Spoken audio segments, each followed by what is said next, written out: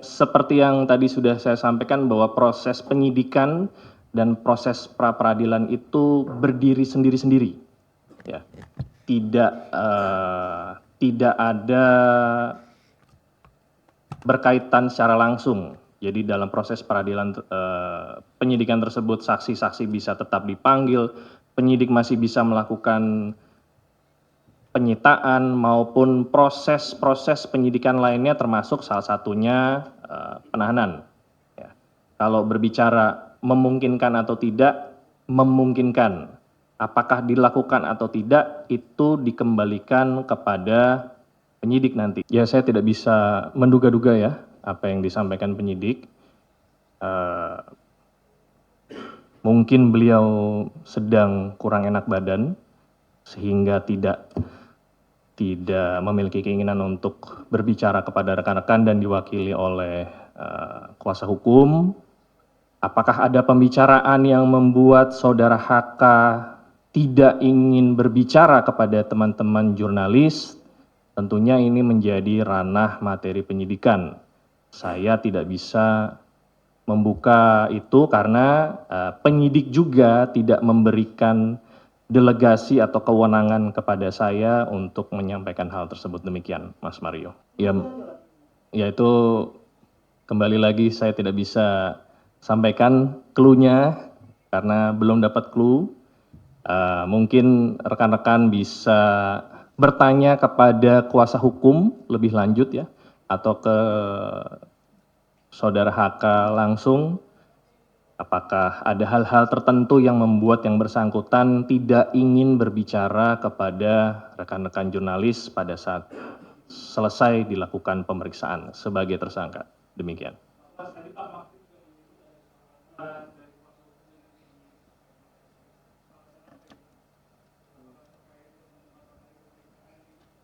Kesepakatan apa ya? Ya, maksudnya kesepakatan apa? Yang disampaikan oleh saudara Magdir.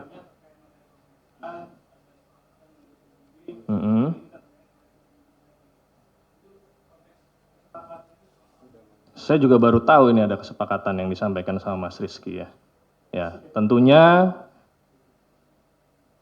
penyidik dalam hal ini Satgas yang menangani perkara termasuk yang melakukan pemeriksaan bekerja secara profesional, prosedural dan proporsional.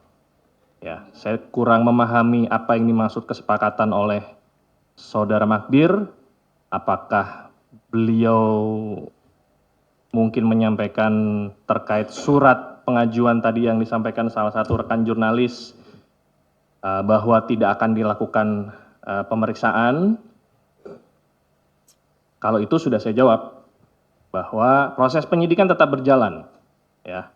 Artinya KPK menolak pengajuan tersebut. Namun, apakah penyidik akan melakukan pemanggilan kepada yang bersangkutan selama proses pra-peradilan berlangsung atau setelah itu, tentunya kita kembalikan kepada penyidik. Demikian.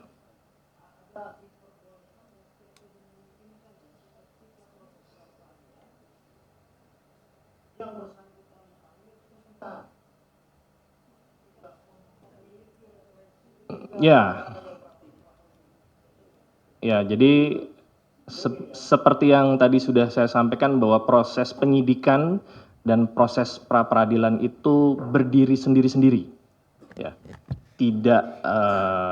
Tidak ada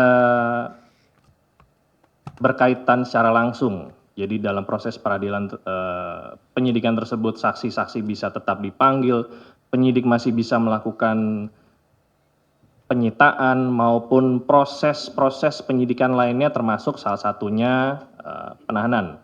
Ya. Kalau berbicara memungkinkan atau tidak, memungkinkan. Apakah dilakukan atau tidak itu dikembalikan kepada penyidik nanti, termasuk jaksa.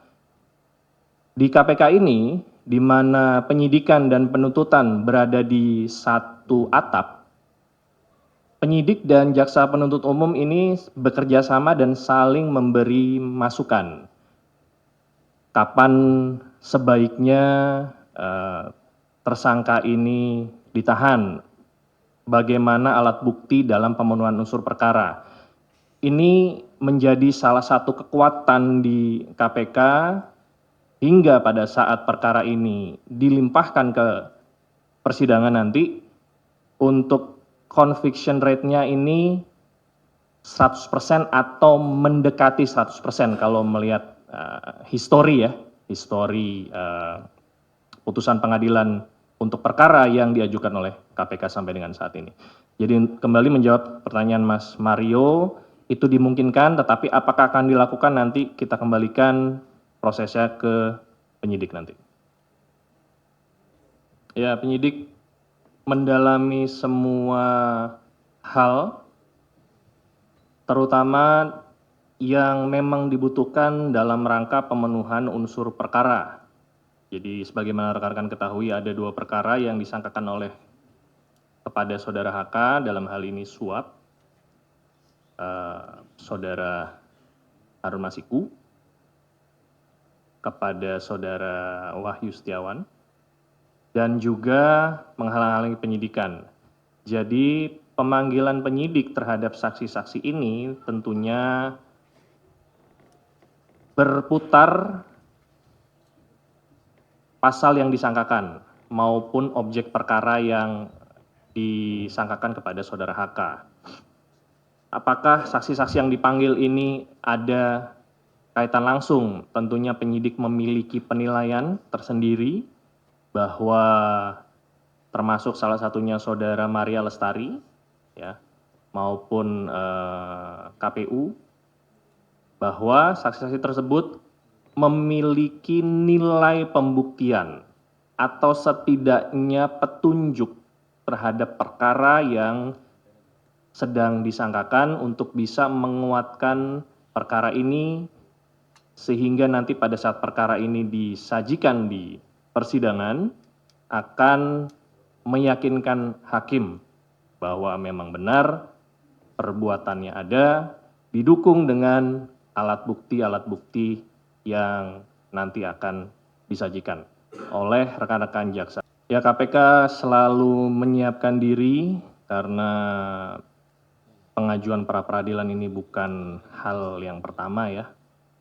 Ini KPK sudah sering di-challenge oleh para tersangka melalui pra peradilan. Tentunya rekan-rekan kita di Biro Hukum sudah menguasai hal-hal apa saja yang dibutuhkan untuk menghadapi proses pra peradilan dengan berkoordinasi dengan penyelidik, berkoordinasi dengan penyidik, termasuk dengan struktural, dalam hal ini para direktur, deputi maupun pimpinan, dan semua administrasi dalam rangka penyidikan tersebut juga akan disiapkan sehingga nanti pada saatnya sidang itu digelar, Biro Hukum bisa meyakinkan hakim pra peradilan bahwa perkara ini memang sudah sesuai dengan aturan hukum yang berlaku.